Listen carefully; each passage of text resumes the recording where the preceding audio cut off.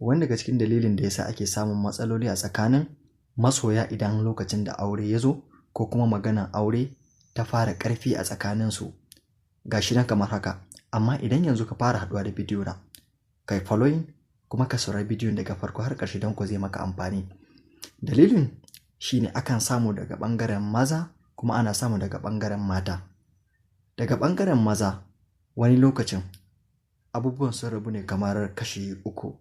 Na farko shine a lokacin da mutum ya gabatar da iyayensa. Wani idan ya turo magabatan shi lokacin da yake tare da budurwansa, aka zo aka yi magana aka ba shi cikakken daman neman aurenta, sai ya ji kamar wai ya riga ya samu wani kaso ne mai ƙarfi akan abin da ya shafi al'amarin aure tsakaninsa da ita. Sai mutum ya fara rage duk wani abubuwan da ya kamata ya kasance ya ƙara ya nema, sai kuma mutum ya fara yin baya. Za ka samu wani idan yana ɗan yawan bata lokaci, yana yawan kiranta, yana yawan bata kulawa sosai da lokaci, to saboda wannan kawai yana ganin ai shikenan ta riga ta zaɓe shi, shine zaɓinta, bari ya rage irin wayannan abubuwan saboda ya san kawai ba wani abin da zai faru, kuma wannan kuskure ne. To a dalilin hakan ita kuma sai ta ga kamar ka fara ja baya da ita, ka fara daina santa. To idan akwai wani wanda yake yawan shigowa rayuwarta, yake yawan nemanta da sauransu, sai ta fara ba da hankalinta a kansa, kai kuma ta fara baya da kai. Cikin sauƙi sai wannan ya rusa maka tsari. Abu na biyu shine wani idan aka kawo kayan aure, aka kawo kayan lefe ko kuma aka kawo sadaki, sai ka ga nan ma matsaloli sun fara shigowa. Duk wani kulawa da kyautatawa da komai da ke mata sai ya daina. To wannan yana ɗaya daga cikin abin da yake kawo a samu matsala.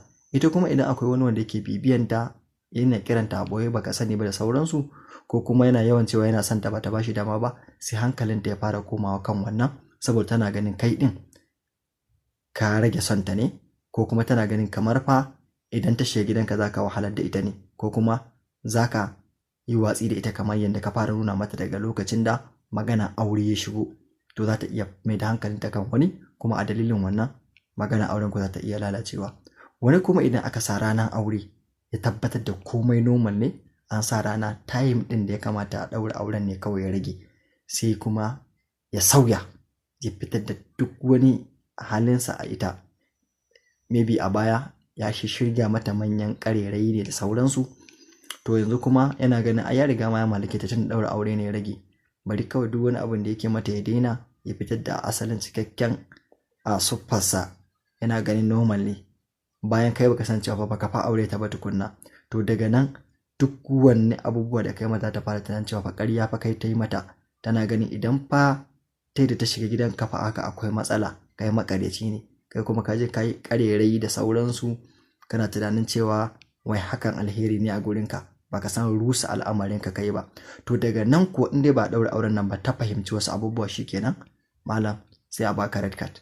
Allah ya kiyaye. To da haka a kiyaye, a bi a hankali, ka san da cewa baka aure ta ba. Wannan zamanin namu duk wani irin matakin da kuka kai tsakaninka da budurwanka, duk irin karfin da magana aure ke ya shigo, in dai baka aure ta ba, ka bi a hankali, kar ka taba yadda ka ce zaka canja. In ba haka ba wallahi zaka ga abin da baka tunani. Ko an sa rana auren ka kai da ita, in dai ba a daura ba, ka bi a hankali, ka bari sai ka aure ta, ka mallake ta, kafin ka ce zaka yi wasu abubuwa. In ba haka ba kuma malam, soyayyanka tana kada karawura. Allah ya sa a dace. In ka ji daɗin bidiyon nan, ka danna liking kuma kai sharing, kai reposting saboda wasu masu amfana.